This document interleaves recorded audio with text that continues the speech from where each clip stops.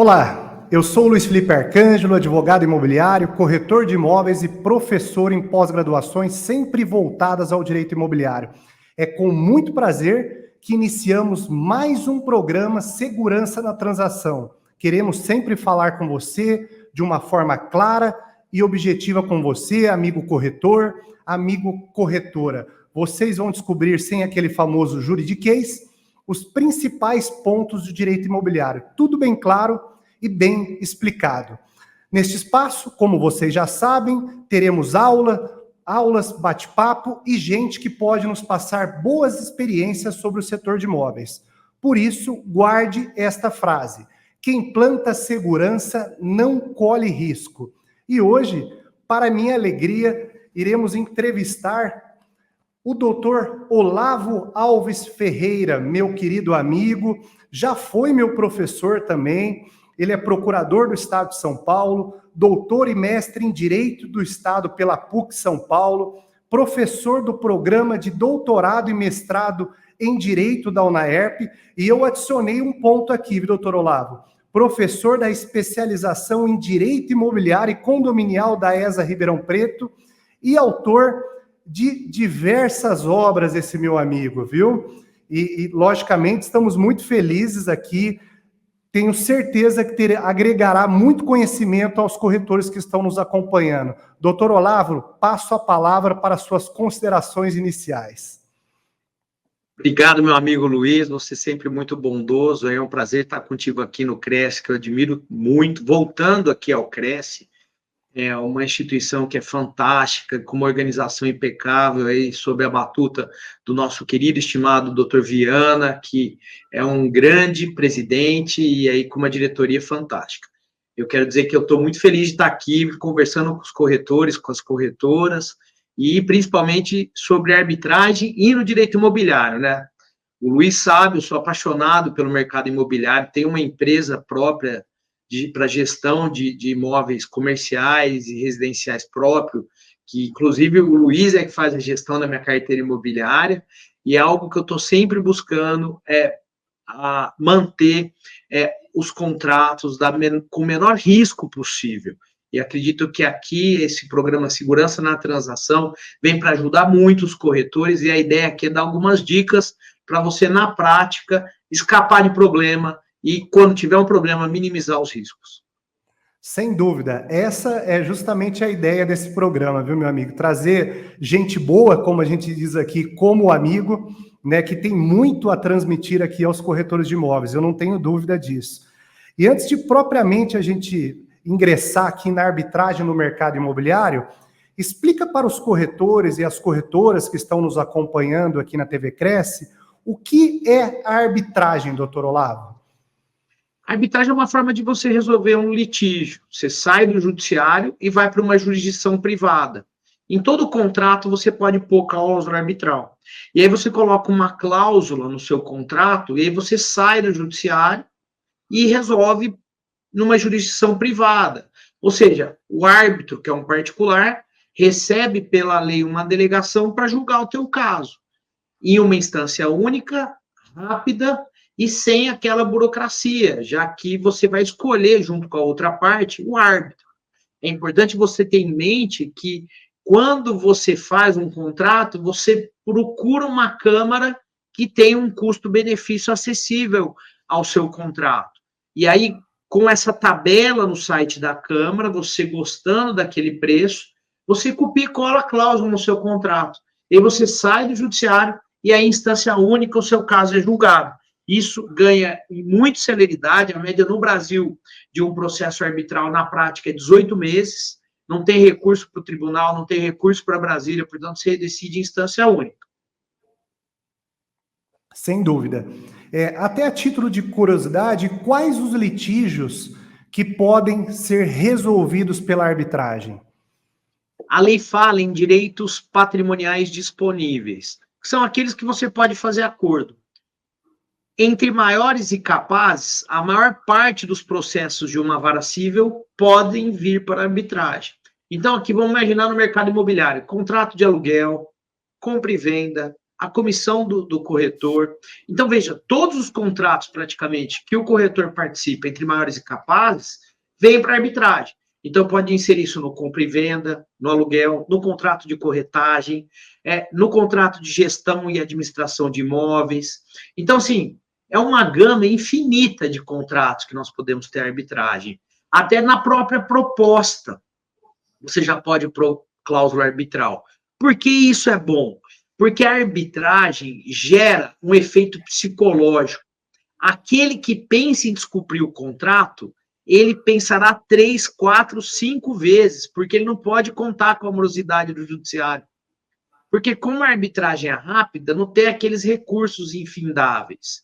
E aí você resolve em instância, a única chance de você receber mais rápido. Entendido, entendido. Sem dúvida, o corretor, no que toca a comissão, é indispensável. Ainda mais essa ideia da proposta que eu achei muito interessante. Muito interessante. O contratante, o contratado, porque ali você tem uma segurança de que a norma contratual vai ser mais rapidamente aplicada. Então, vamos imaginar, que vou dar um exemplo concreto, né, Luiz? Que a gente fica na teoria, o corretor quer saber da vida prática. Sim. Vamos imaginar que nos meus contratos aí que a gente tem, vamos imaginar que eu vendo uma casa em condomínio. E aí eu vendo uma casa em condomínio e eu ponho cláusula arbitral. O sujeito está parcelando o débito. E aí o imóvel ainda está em meu nome. Só com o efetivo pagamento é que vai para o nome dele. Aí tem dívida de condomínio, pode ter dívida de IPTU. Vamos imaginar que faltando 200 mil ele para de pagar esse débito. Imagina a minha dor de cabeça para tirar esse sujeito no judiciário. Na arbitragem, com cláusula de árbitro de emergência, o árbitro de emergência vai receber o caso, vai verificar que tem o inadimplemento, ele dá um prazo curto para a outra parte não vai juntar os recibos, ele vai decidir de que forma? Vai tirar a pessoa da casa, aí eu vou reaver rapidamente a posse e prosseguir aí gerando efeitos financeiros com aquele imóvel. Então, a circulação de dinheiro é muito mais rápida na arbitragem, algo que é interessante para todo mundo. Sim, sem dúvida. É um ponto importante, porque isso traz muito preocupação para as partes, principalmente quando há um negócio, a celebração de um negócio de forma parcelada, e a arbitragem é uma maneira de resolver extrajudicialmente isso também. E a arbitragem hoje ela é muito utilizada no Brasil? Ela já é muito utilizada no Brasil? Sim, ela é muito utilizada. Ela não é nova, né? A arbitragem ela não é nova, né, doutor Olavo? Eu queria que você colocasse isso. Ela remonta ao Império, mas assim, aqui não é um programa acadêmico, então o que é importante? Lá no Império já usava, tem o caso Laje, aquele Parque Laje no Rio de Janeiro, maravilhoso. Na década de 60 e 70, o Supremo admitiu a arbitragem com a administração pública, então ela é antiga. Mas a lei é de 96, ela foi declarada constitucional pelo Supremo em 2001, e hoje ela cresce muito. O Brasil é um dos países que mais cresce com o uso da arbitragem, inclusive com a administração pública. As grandes obras, licitações vão todas para a arbitragem. E no mercado imobiliário também, o Quinto Andar se vale de cláusula arbitral, o site Quinto Andar. E várias outras imobiliárias. Por quê? Porque você tem a chance de terminar aquele litígio de forma mais rápida. Também é importante a gente citar que o Valor Econômico de 15 dias atrás noticiou o crescimento da arbitragem em contratos abaixo de R$1 milhão, coisa que não existia. Então, assim, as câmaras estão crescendo, há uma capilarização das câmaras, a Anshan, Fiesp, Camis, estão todas indo para o interior com processo eletrônico. Então, assim, nós temos aí uma ampliação do uso da arbitragem, porque o judiciário consome grande parte do PIB. E por mais que os juízes trabalham, minha esposa é juíza, ela acorda muito cedo, 4h30 da manhã ela já está dando sentença, não dá vazão ao número de processos. Sim. Então, nós precisamos desse instrumento para terminarmos aí os casos. Então, assim, hoje ela é muito utilizada, em contratos imobiliários nós verificamos muito, os tribunais prestigiam a arbitragem. Para você que está em dúvida, mas e o judiciário? O judiciário adora a arbitragem, tanto o Tribunal de São Paulo, o STJ prestigia muito a arbitragem, julgados agora desse mês de setembro, julgados de agosto prestigiando a arbitragem. Em 2019 saiu uma notícia no site do STJ sobre a jurisdição arbitral prestigiada pelo STJ.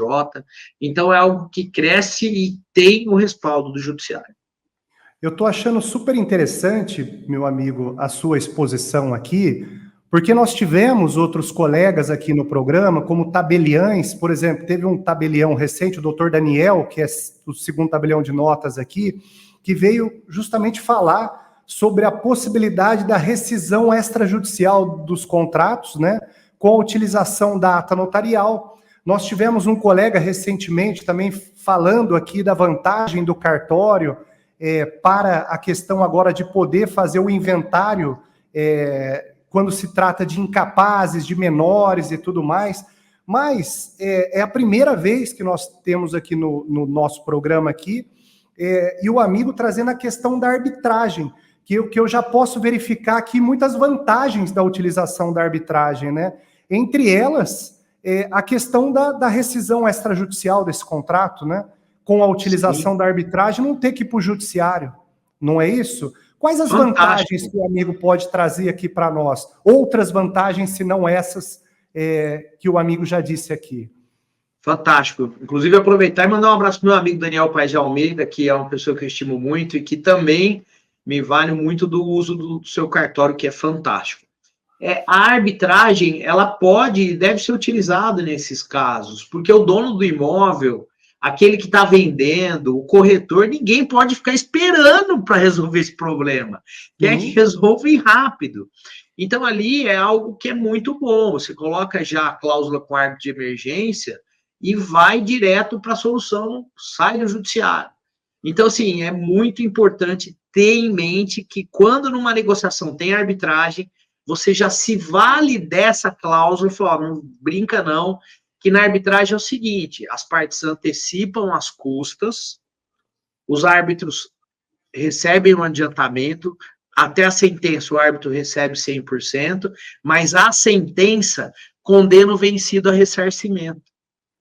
Então, é tudo muito mais rápido, o giro é mais rápido, o fluxo é mais rápido, e você escolhe um árbitro especialista. Então, assim, além da celeridade, você escolhe um árbitro especialista em direito imobiliário, que às vezes você cai numa vara que o juiz odeia direito imobiliário. Fora que aquele árbitro, ele está contratado pelas partes para julgar o caso. Então, ele tem que dar uma decisão rápida. Se ele enrolar, a reputação dele cai, e aí nunca mais ele vai ser chamado para arbitragem. Além disso, a flexibilidade. Nós não temos o Código de Processo Civil na arbitragem. O Código de Processo Civil que ingessa a arbitragem é inaplicável. Então, assim, nós temos várias vantagens, e eu trago no livro, que é esse aqui, Lei de Arbitragem Comentada, que está na 3ª edição, análise econômica do direito, que a gente tem que pensar no custo de oportunidade. Deixar a arbitragem de lado e ir para a justiça, sai quanto em peso financeiro? Porque se é um imóvel parado, você fica com o imóvel parado sem perícia, e aí você fica sem ganhar o aluguel naquele período. Vamos imaginar essa casa que eu dei o exemplo, que eu faço a venda, o sujeito para de pagar na parte final, qual é o custo de oportunidade que eu tenho aí nessa situação? E qual é o custo de transação? Porque eu vou ficar parado nas minhas atividades financeiras que me dão lucro para ficar preocupado, me dedicando, tendo reunião com advogado para atuação no Tribunal de São Paulo, para atuação de advogado em Brasília, quando eu posso ficar aqui dedicado ao meu fluxo e fazer o dinheiro girar, né, Luiz? Porque eu acho que isso equivale. Sim. Veja que eu achei muito interessante uma questão que o amigo colocou aqui, e eu lembrei de uma fala de um outro amigo comum nosso. A gente está trazendo vários amigos em comuns aqui. E o doutor Carlos Montes, no congresso lá que ele participou conosco, fez uma brilhante exposição sobre a expulsão do condômino antissocial. Ele deu o exemplo justamente que o amigo falou, que os juízes, na maioria das vezes, em razão até da demanda nos cartórios, né? Cartórios com mais de 1.000 processos, às vezes 35 mil processos. Ele deu um exemplo de um cartório aqui em Ribeirão, né? Mas, assim, os juízes, logicamente, eles não conseguem ser especialistas em todas as áreas, né? Os magistrados. Lógico, de manhã eles estão julgando um caso de despejo, à tarde uma questão de Bitcoin, né? Que não tem nada a ver uma coisa com a outra. Então, no caso da arbitragem, vai ter um especialista no direito imobiliário para julgar aquela questão com mais celeridade, né? Não é isso? Você vai escolher quem julga, junto com a outra parte. Geralmente os tribunais são ímpares, ou um árbitro, ou 3, ou 5, geralmente é 1 ou 3, a escolha é por 1 ou 3, e aí você escolhe aquele que conhece o teu tema. Então você parte para um autor de direito imobiliário, para um professor de direito imobiliário, e aí tem uma decisão muito mais técnica, né, Luiz? Porque é uma pessoa que está com o direito imobiliário no dia a dia. Doutor Olavo, uma questão interessante aqui, trazendo aqui. Muitas seguradoras que operam ali com o seguro fiança, né? Elas trazem em seus contratos a questão da cláusula arbitral. Nós tivemos uma questão aqui em Ribeirão Preto que acabou caindo numa câmara arbitral lá em Campo Grande. Daí, logicamente, penso que houve um direcionamento por parte da seguradora. Daí a pergunta vem nesse sentido. Então, eu posso, nesse contrato de locação, que a gente vai trazer um pouquinho aqui também, eu posso direcionar para determinada câmara de arbitragem que vai julgar aquele caso locatício ou de venda e compra que seja. Sim, a primeira recomendação que eu dou é descobrir uma câmara que tem um bom custo-benefício, porque tem câmaras que são criadas para casos de elite, grandes brigas societárias, grandes fusões e aquisições, grandes operações imobiliárias, como a compra de um prédio na Faria Lima que vale bilhões. Essa câmara não é o teu perfil, não é o meu perfil. A gente quer uma câmara que tem uma acessibilidade de custos, processo eletrônico. Então, geralmente eu recomendo a Camis, que é o que eu coloco nos meus contratos. Aí você verifica se a tabela ali lhe agrada, e aí copia e cola a cláusula no seu contrato. Quando surgir o problema, você usa a câmara. Se não tiver problema, a cláusula não sai do papel. Ela não vem para a realidade. E aí, com aquela cláusula, você já faz opção. Se as partes colocam no contrato e assinam, só tira se as duas partes concordarem. É como uma cláusula contratual comum. Perfeito. Você não pode alegar que não tem dinheiro. O judiciário não aceita essa alegação. Tem julgado do STJ, tem julgado do STJ, etc. Alguns cuidados. Primeiro, relação de consumo não dá para colocar arbitragem, porque o consumidor é a parte mais fraca e só se ele quiser. Certo. Ele pode pular fora a hora que ele quiser.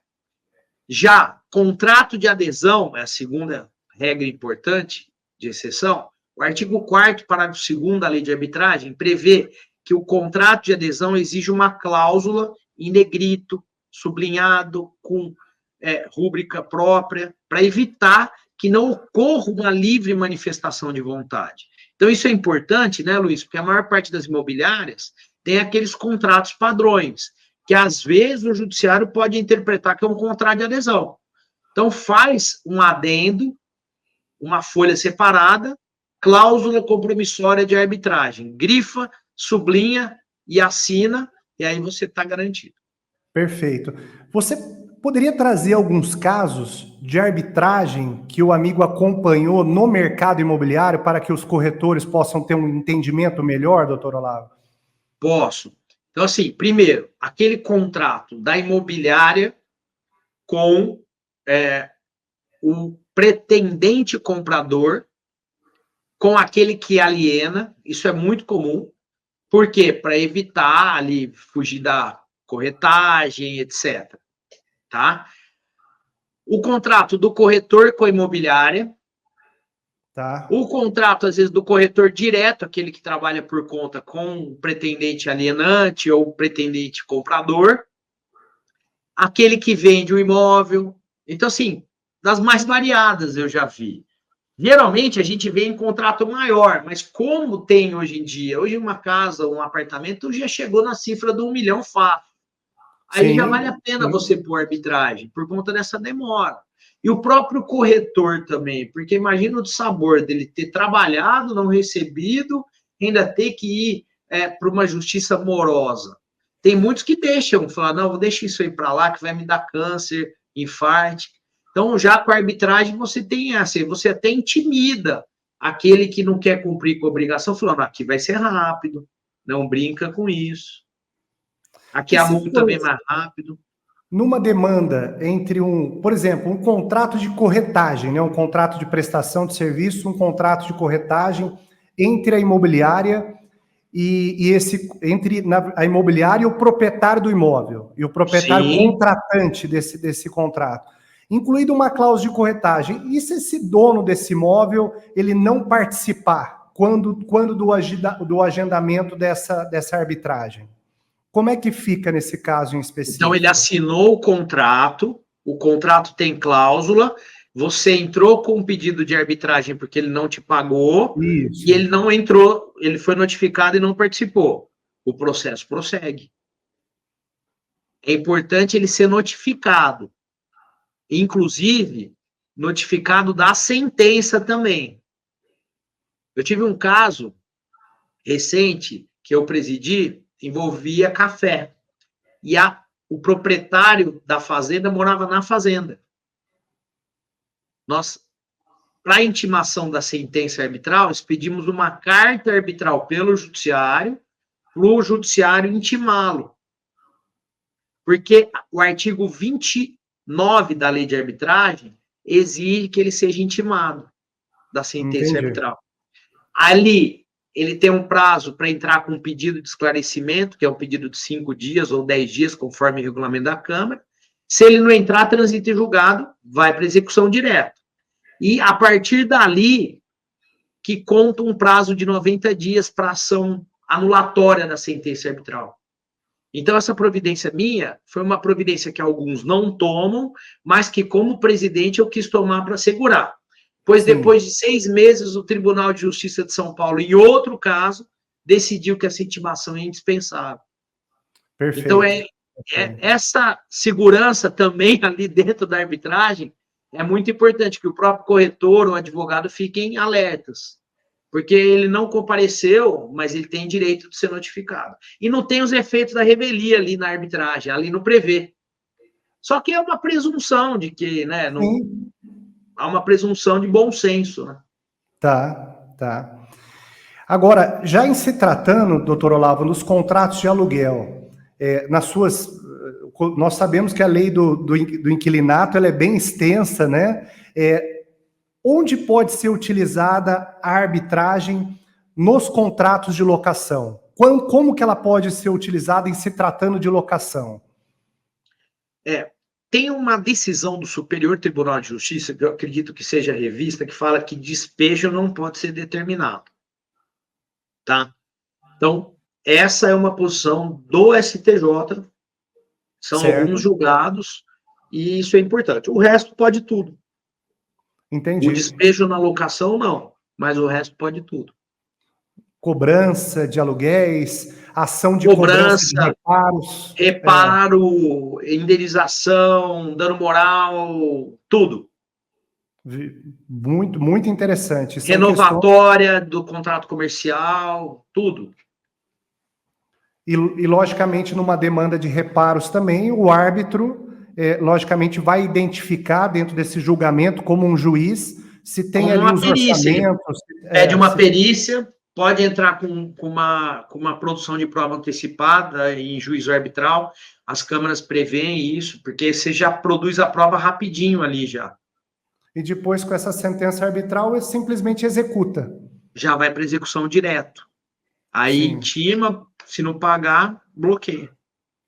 Perfeito. Isso é interessante, porque, como eu estava dizendo para o amigo antes de a gente iniciar o programa, eu tenho uma ação de despejo acumulada com cobrança de 2009. Nós estamos aqui em 2024. Veja quantos anos aí tentando receber, né? Receber por parte ali daquela locatária naquela situação. É muito ruim essa morosidade, né? E são valores alimentares, né? Muitas vezes que a gente trabalha aqui no direito imobiliário, né? Sim, exatamente. Só para ficar claro, nós já falamos um pouquinho sobre isso, então não há problemas do corretor e da imobiliária inserir uma cláusula arbitragem, quer seja no compromisso de compra e venda, quer seja no contrato de corretagem. Então, se o corretor tomar essa decisão pela cláusula arbitral, ele pode inserir, não há nenhum problema com relação a isso, correto? Nenhum. Inclusive, é recomendável até as partes colocar na escritura também. Porque com isso você se garante, todo mundo sai garantido ali. Sim, sim. Eu vejo, por exemplo, no contrato de corretagem, a gente consegue identificar uma grande vantagem aí em incluir essa cláusula de arbitragem, né? Principalmente do receio dos corretores de não recebimento dessa comissão, né? Só cuidado com o custo da Câmara. Por isso que eu recomendo a Camis, que é o que tem um custo mais acessível para as pessoas. E, logicamente, doutor Olavo, até aqui para os corretores que estão assistindo nosso programa e optando eventualmente pela arbitragem, eu te contei dessa experiência e o amigo ratificou novamente a questão da cláusula da Câmara Arbitral. Nós tivemos uma experiência em Campo Grande com uma Câmara Arbitral e ali, por parte daquele árbitro ali daquela Câmara, me parece que faltou um pouco, assim, dentro daquele contexto, daquele julgamento que envolvia uma rescisão do locatário pelo estado do imóvel, né, de não estar em habitabilidade, cobrança de multa contratual, me parece que naquele caso em específico era importante que fosse um advogado, uma pessoa com formação em direito para julgar. E o árbitro ali não tinha formação em direito, então me parece que não foi legal. Eu estou trazendo essa experiência para o amigo em razão justamente das suas orientações que tem dado aqui ao longo do programa, né? Você não pode escolher mal o árbitro. Né? Se a parte escolher um árbitro que não tem formação jurídica, ela corre um sério risco. A lei não exige que o árbitro tenha formação jurídica, mas sempre no livro, em outras oportunidades que eu falo, eu digo, é importante que pelo menos o presidente tenha formação jurídica, porque isso evita nulidade, evita um erro grosseiro contra a aplicação do direito, isso é algo muito importante. Porque, eventualmente, essa sentença ela pode ser analisada, né, pelas partes ali, né, pelos advogados, né? Se a sentença viola um dos artigos, uns incisos do rol do artigo 32 da lei de arbitragem, ela é nula. E aí você pede essa nulidade no judiciário. Mas por isso que eu volto naquela primeira recomendação. Busque câmaras que são consolidadas. Essa Câmara de Campo Grande eu nunca ouvi falar. Eu dou aula em Campo Grande na Escola do Ministério Público, dou palestras na Escola da Procuradoria, e nunca ouvi falar de uma Câmara em Campo Grande. Que agora que as câmaras estão indo para lá, a Anshan está lançando, até vai ter um evento lá em outubro que eu fui convidado para palestrar, a Anshan, Câmara Americana, né? Então é algo que a gente tem que tomar muito cuidado. É verdade, é verdade. E a gente percebe, principalmente dessas garantias, você vê que tem uma ligação, né? Nós percebemos, principalmente hoje, nas garantias no mercado imobiliário, como seguro-fiança, também essas plataformas, empresas como Credipago, Quintocred, que trabalham ali, Quinto Andar, que trabalham com agilidade, né? Para resolver isso com mais rapidez, né? Então, eles trabalham com a cláusula arbitral em seus contratos de locação. É uma exigência, né? É uma exigência para que... A estatística do Quinto Andar é que 99% dos casos saem em acordo na primeira audiência, Luiz. Porque não querem contar com a decisão rápida. Vai sair mais caro. Para resolver aquela questão e tocar ali, né? E encerrar e tocar as demais... Faz acordo na primeira audiência e já homologa o árbitro e é título. Bem interessante, um dado bem interessante.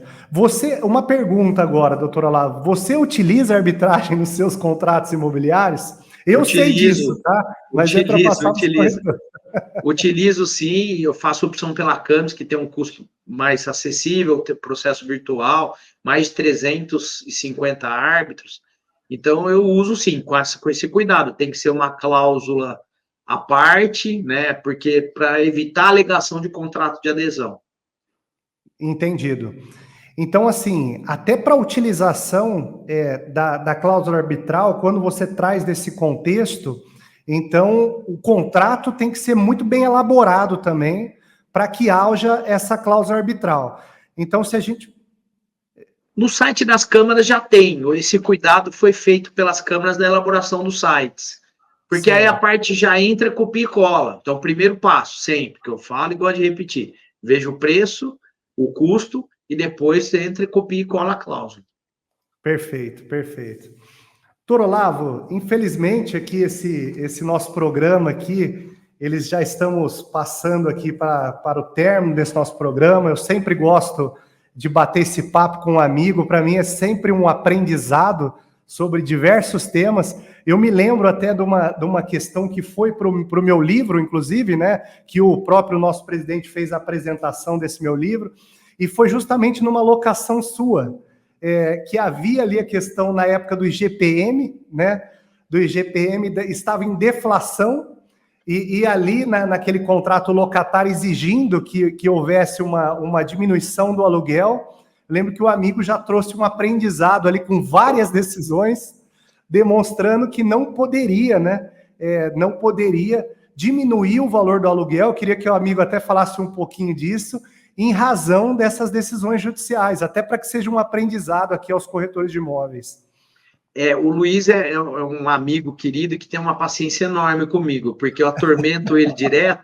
E esse caso é um contrato meu ainda que é com uma multinacional, ele nem faz a gestão, mas aí eu falei, olha o que eu achei nesse caso aqui, eles estão querendo dar o IGPM negativo e o contrato, ele é vago. Aí o Luiz falou, não, eu coloco, o Luiz já veio ensinando com a humildade dele, eu coloco nos meus contratos que quando o IGPM é negativo, não há diminuição do valor. Essa cláusula do Luiz é perfeita. Nesse meu contrato não tinha. Até na próxima alteração eu vou inserir. Mas a jurisprudência entende que quando o IGPM é negativo, não há aí a diminuição do valor aluguel, já que tem natureza alimentar o aluguel. E como tem essa natureza alimentar, nunca ele diminui. Jurisprudência tranquila no STJ, vocês acham um artigo sobre isso no Migalhas.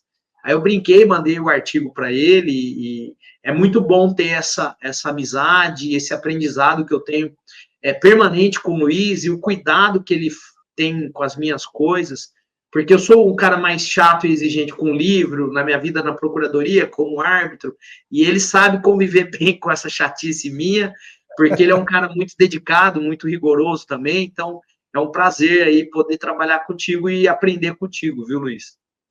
Mas saiba que o aprendizado é meu aqui. Esses debates nossos aí, sem dúvida, é o que agrega, né, doutor Olavo? Tanto que está na dica do advogado aqui do livro, mais esse aprendizado aí, como outros temas que a gente está sempre debatendo. Logicamente, como os corretores têm que estar sempre disponíveis para o aprendizado, né? Nós já falamos muito aqui no programa da importância da capacitação aqui dos corretores de imóveis, né? Então, os corretores não basta só vender, isso é muito importante, né, Luiz? Isso é muito importante. Uma vez eu estava ajudando meu irmão na compra de um imóvel. E, assim, o que eu faço? Eu, quando vou comprar um imóvel, eu identifico a pessoa física, eu identifico as pessoas jurídicas que ela faz parte, porque a penhora trabalhista e a penhora tributária, ela vem na pessoa física. A desconsideração é muito injusta na justiça do trabalho e na justiça tributária. Na justiça tributária, na lei tributária, se ele é sócio-gerente, ele responde por qualquer infração à lei. E na trabalhista não tem conversa. Então, assim, se você não identifica isso antes, eu tenho um vizinho aqui do meu condomínio que é usineiro, que adquiriu uma casa aqui no condomínio e ficou 20 anos discutindo, gastou uma fábula, porque era uma penhora trabalhista da Bahia. O sujeito tinha uma terra na pessoa jurídica na Bahia, foi em cima da casa pessoa física, bem de família, esquece. Então, para evitar esse risco e para segurança na transação, faça isso. A parte vai ficar satisfeita. Dá mais trabalho, é mais devagar, gasta um pouquinho, mas é pouco, porque a certidão sai rápido. Eu vi o Luiz falando com o Carlos Montes aqui, a certidão é rápida hoje em dia. Então, assim, eu entro no site do tribunal, vasculho o nome da pessoa que eu estou comprando, para fazer uma transação segura. Porque o dinheiro lá no banco é a coisa mais segura que tem. Quando você vai tirar e comprar o imóvel, você tem que ter essa investigação, essa due diligence, né? Olha, outro aprendizado aqui aos corretores que o doutor Olavo trouxe, e é justamente o que... E penso, doutor Olavo, veja, mesmo vindo hoje falar sobre arbitragem, o amigo acabou trazendo aqui um ensinamento aos corretores que nós não havíamos falado, não tivemos a chance de falar ainda nos programas aqui. E é justamente ao corretor, quando o corretor verifica, através da JuCesp, que o vendedor ele tem participações em empresas, tem que tirar as certidões da PJ, sim. Porque mesmo que não haja um processo ainda na pessoa física, como o doutor Olavo trouxe esse ensinamento, o juiz trabalhista, com um mero peticionamento, com uma mera decisão ali, né, ele já manda ali desconsiderar aquela pessoa jurídica e vai penhorar na pessoa física. E se isso acontecer, doutor Olavo, a imobiliária ela tem responsabilidade civil, sim, sobre aquela operação. Ela vai responder em conjunto com o vendedor. E muitas vezes não consegue achar mais nada do vendedor, mas vai achar ali da imobiliária um patrimônio da imobiliária, do corretor, para que seja penhorado e ele responda. Então, um ótimo posicionamento aqui que o amigo trouxe no programa, que só isso já agregou como as vantagens da arbitragem e essa última dica aqui que o amigo deu no programa. Muito importante, muito importante. Luiz, e a gente tem que sempre ter humildade de ouvir e aprender e buscar o fundamento, porque eu me lembro que nesse caso, o corretor ainda quis criar um debate comigo, ficou bravo, ficou nervoso, falou, desculpa, eu não vou debater direito contigo, você não tem uma consolidação de fundamento jurídico, e aí você quer debater com raiva. Então, assim, falta humildade, às vezes, da pessoa parar, assistir um programa teu, ler teu livro, porque é ali que a pessoa consolida o entendimento. E se é um debate, ele tem que ser baseado em premissas objetivas. Então, assim, a gente tem que ter humildade de falar, mas peraí, qual que é o fundamento disso? Me ensina? Né? Não ir trombando, né? E outra coisa que eu vejo... eu vejo também... Uma coisa que a gente aprende muito hoje em dia e fácil, com vários negociadores, com vários cursos de marketing, a forma de abordagem na venda.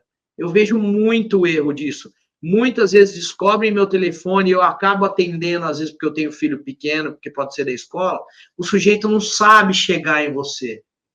O sujeito já chega te ligando, ele não manda um WhatsApp, posso te ligar sobre o seu imóvel? Então, esse preparo técnico de venda é fundamental para você começar um relacionamento, né, Luiz? Sim. Porque, assim, você vai chegar e ligar para a pessoa, ela está aqui numa reunião, atrapalha. Sim, sim. Né? Atrapalha. Até para que tenha mais chances, né, de êxito, né, no cuidado com o seu cliente, né? E foi muito importante, porque não só a parte jurídica, porque... O corretor, eu vejo assim que ele tem que entender do básico, pelo menos, né, doutor Olavo? O papel do corretor ali é apresentar certidões, né? Logicamente, quando há um apontamento, uma exigência por parte do comprador, olha, eu quero outras certidões, eu entendo que eu preciso das certidões. Melhor tirar as certidões, não é?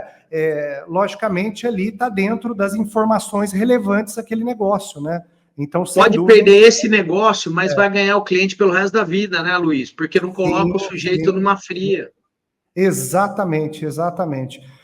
Veja que muito aprendizado aí aos corretores, né? E quando nós falamos isso no programa, é justamente nesse sentido. O corretor, ele apresenta as certidões, é o dever dele, sim, mas quando há um apontamento, um processo, daí, logicamente, vai precisar que as partes tenham um advogado, para que tenha formação técnica, né, para isso, que faça análise daquele processo, e o corretor vai acompanhar todo o processo, né, todo o processo de venda, né. Agora, logicamente, se não há processo, se não há apontamentos, o corretor é sim o profissional que vai acompanhar até o término daquela transação. Muito bom, doutor Olavo, gostei muito das suas considerações. Infelizmente, aqui, o nosso programa já está chegando ao fim, né? Eu queria, logicamente, o doutor Olavo retornará com novos temas aqui, nós formataremos outros temas, o colega já está convidado a retornar ao programa Segurança na Transação, e eu passo ao meu amigo, meu querido amigo, para suas considerações finais aqui, doutor Olavo. Quero agradecer você, Luiz Felipe, esse momento agradável desse bate-papo, parabenizar o presidente Viana, mandar um abraço para o nosso amigo, diretor Antônio Marcos, que é um querido amigo que a gente está conversando permanentemente, que sempre aprendo muito com ele também, um grande corretor, um grande diretor aqui do Cresce, batalhador, ele veste a camisa do Cresce, e dizer que é uma honra participar desses eventos, e estou à disposição no meu Instagram, @OlavoAFerreira. Muito obrigado, doutor Olavo. Um abraço, né, ao Antônio Marcos. Ele virá aqui, sem dúvida, num programa falar um pouquinho sobre o seu trabalho junto ao julgamento dos processos. É um grande amigo nosso, né?